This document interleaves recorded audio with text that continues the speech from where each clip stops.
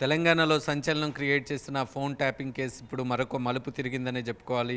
రాధాకిషన్ ఇచ్చిన వాంగ్మూలంలో కీలక విషయాలన్నీ వెలుగులోకి వచ్చాయనేది ప్రధానంగా ఇప్పుడు వార్తగా మారిందనే చెప్పుకోవాలి. ఎందుకంటే అప్పుడు బీఆర్ఎస్ పార్టీకి ఎవరైతే వ్యతిరేకంగా పనిచేశారో, ఇబ్బందిగా ఉన్నారో వాళ్ళందరి ఫోన్లు కూడా బీఆర్ఎస్ పార్టీ అధినేత కేసీఆర్, కేటీఆర్ వీళ్ళు ట్యాప్ చేయించారనేది వాంగ్మూలంలో ప్రధానంగా పేర్కొనడం జరిగింది. అప్పుడు ప్రతిపక్ష నేతలైన బండి సంజయ్ కావచ్చు, ధరంపూరి అరవింద్ కావచ్చు, ఇలా బీజేపీ నేతలవి.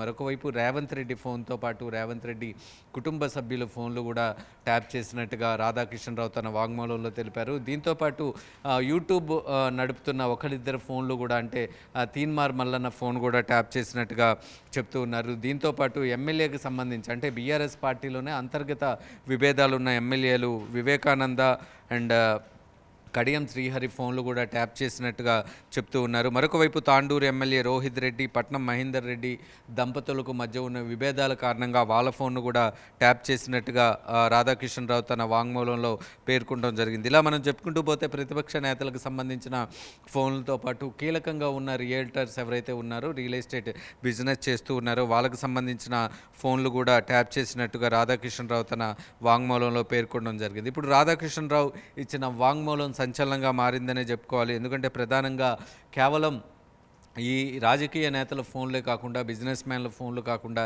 సినీ నటుల ఫోన్లు కూడా ట్యాప్ చేసినట్టుగా తెలుస్తుంది. ప్రధానంగా హీరోయిన్స్కి సంబంధించిన కొంతమంది ఫోన్లు అయితే ట్యాప్ చేసినట్టుగా కూడా తెలుస్తుంది. దీంతోపాటు గతంలో, అంటే బీఆర్ఎస్ పార్టీ ఎప్పుడైతే అధికారంలోకి వచ్చిందో అప్పటి నుంచి కూడా ఈ ఫోన్ ట్యాపింగ్ వ్యవహారం నడుస్తుంది అనేది రాధాకిషన్ తన వాంగ్మూలంలో తెలిపారు. అందులో భాగంగానే రేవంత్ రెడ్డి ఓటుకు నోటు కేసులో ఇరుక్కోవటానికి కూడా, రేవంత్ రెడ్డిని రెడ్ హ్యాండెడ్గా పట్టుకోవటానికి కూడా ఈ ఫోన్ ట్యాపింగ్కి చేయటం వల్లే సాధ్యమైంది అనేది రాధాకిషన్ అధికారులతో చెప్పినట్టుగా సమాచారం అందుతూ ఉంది. ఏదేమైనప్పటికీ కూడా ఇప్పుడు ఈ ఫోన్ ట్యాపింగ్ కేసు అనేది సంచలనంగా మారిందనే మనం చెప్పుకోవాలి. ప్రధానంగా కీలకంగా ఉన్న ప్రతిపక్ష నేతల ఫోన్లన్నీ కూడా బీఆర్ఎస్ పార్టీ అప్పుడు ట్యాప్ చేసింది.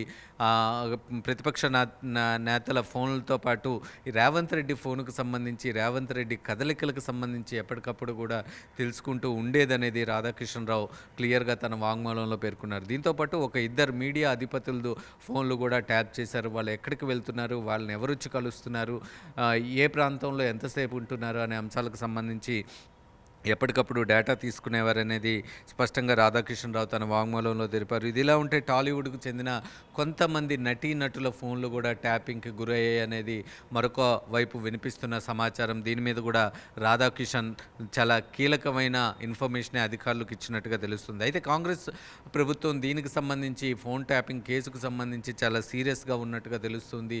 అందులో భాగంగానే లోతుల్లోకి వెళ్తూ ఉన్నారు. ఈ కేసులో ఎవరైతే ప్రధాన నిందితులుగా ఉన్నారో, కేసీఆర్ అయినప్పటికీ, కేటీఆర్ అయినప్పటికీ, బీఆర్ఎస్ పార్టీకి చెందిన ఎలాంటి కీలక నేతలు అయినప్పటికీ కూడా వాళ్ళందరినీ అదుపులోకి తీసుకునే విధంగా పక్కా సాక్ష్యాధారాలను సేకరించిన తర్వాత పోలీసులు రంగంలోకి దిగే ఆలోచనలు అయితే క్లియర్గా కనిపిస్తున్నాయి. తొలిత నుంచి రేవంత్ రెడ్డి ప్రతిపక్షంలో ఉన్నప్పటి నుంచి ఆరోపణలు గుప్పిస్తూ వచ్చారు. తన ఫోన్ని ట్యాప్ చేస్తున్నారని నాట్ ఓన్లీ రేవంత్ రెడ్డి, ప్రతిపక్ష పార్టీలైన బీజేపీకి సంబంధించిన కొంతమంది నేతలు కూడా ఆరోపిస్తూ వచ్చారు. అంటే కేవలం బీజేపీ నేతలు, ప్రతిపక్ష నేతలే కాదు, ఇన్సైడ్గా ఉన్న వితిన్ ద పార్టీలో ఉన్న నేతలు కూడా చాలామంది చాలా ఆందోళన వ్యక్తం చేశారు. తమ ఫోన్లు కూడా ట్యాప్ అవుతున్నాయి, మేము ఎవరితోని మాట్లాడమని గతంలో, అంటే బీఆర్ఎస్ పార్టీ అధికారంలో ఉన్నప్పుడే ఇలాంటి వ్యాఖ్యలు మనకు వెలుగులోకి వచ్చాయి. అయితే తాజాగా ఇప్పుడు సాక్ష్యాధారాలతో పాటు రాధాకిషన్ రావు క్లియర్గా అధికారులకు ఇన్ఫర్మేషన్ ఇవ్వడంతో ఇది కన్ఫర్మ్ అయిందనే చెప్పుకోవాలి. ఇందులో ఎవరి ఆదేశాలతో ఈ ఫోన్లన్నీ ట్యాప్ చేశారనేది మనం చూసుకుంటే, అప్పుడు ముఖ్యమంత్రిగా కేసీఆర్ ఉన్నారు, కేటీఆర్ కీలకంగా వ్యవహరించారు, హరీష్ రావు, సంతోష్ వీళ్ళందరూ కూడా చాలా కీలకంగా వ్యవహరించిన నేపథ్యం అయితే మనం చూసాం. వీళ్ళందరినీ ఇప్పుడు ఈ కేసులోకి తీసుకునే అవకాశాలు కనిపిస్తున్నాయి. వీళ్ళ మీద ఎటువంటి యాక్షన్ తీసుకుంటారనేది అయితే చూడాలి. రేవంత్ రెడ్డి మొత్తం డేటా అంతా కలెక్ట్ చేస్తున్నారు. పక్కా ఆధారాలతో వీళ్ళందరినీ కూడా కేసులు బుక్ చేసే అవకాశాలు అయితే స్పష్టంగా కనిపిస్తున్నాయనే చెప్పుకోవాలి. ఓవరాల్గా మనం చూసుకుంటే కీలక నేతల ఫోన్లతో పాటు కొంతమంది నటుల ఫోన్లు కూడా ట్యాప్ అయ్యాయి అనేది అయితే స్పష్టంగా తెలుస్తుంది. ముఖ్యంగా హీరోయిన్స్కి సంబంధించిన ఫోన్స్ని ఎందుకు ట్యాప్ చేయాల్సి వచ్చింది అనే అంశం మీద కూడా అధికారులు లోతుగా ఆరా తీస్తున్నట్టుగా కూడా సమాచారం అందుతూ ఉంది.